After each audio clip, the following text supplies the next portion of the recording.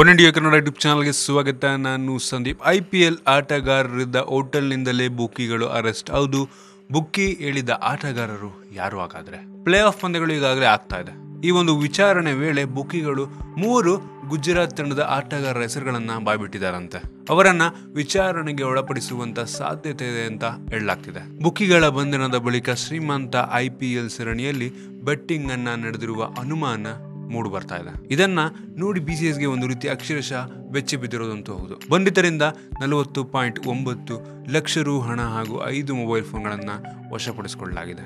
ಬಂಧಿತರನ್ನ ಠಾಣೆಯ ಉದ್ಯಮಿ ರಮೇಶ್ ನಯನ್ ಶಾ, ರಮೇಶ್ ಕುಮಾರ್ ಹಾಗೂ ವಿಕಾಸ್ ಚೌಹಾನ್ ಎಂದು ಗುರುತಿಸಲಾಗ್ತಿದೆ. ಕಾನ್ಪುರದ ಏಕೈಕ 5 ಸ್ಟಾರ್ ಹೋಟೆಲ್ ಲ್ಯಾಂಡ್ಮಾರ್ಕ್ನ 17ನೇ ಮಹಡಿಯ ಕೊಠಡಿಯಲ್ಲಿ ಶಾ ಹಾಗೂ ವಿಕಾಸ್ ಅವರನ್ನ ಬಂಧಿಸಲಾಗಿತ್ತು. ಗ್ರೀನ್ ಪಾರ್ಕ್ ಸ್ಟೇಡಿಯಂನಲ್ಲಿ ರಮೇಶ್ ಅವರನ್ನ ಬಂಧಿಸಲಾಗಿದೆ. ಗುಜರಾತ್ ಸೋಲುತ್ತೆ ಅಂತ ರಮೇಶ್ ವಾಟ್ಸ್ಆಪ್ ಮೆಸೇಜ್ ಅನ್ನ ಕಳಿಸಿದ್ರಂತ.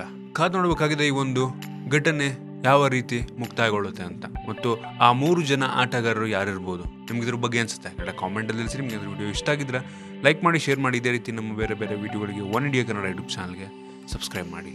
ಧನ್ಯವಾದ.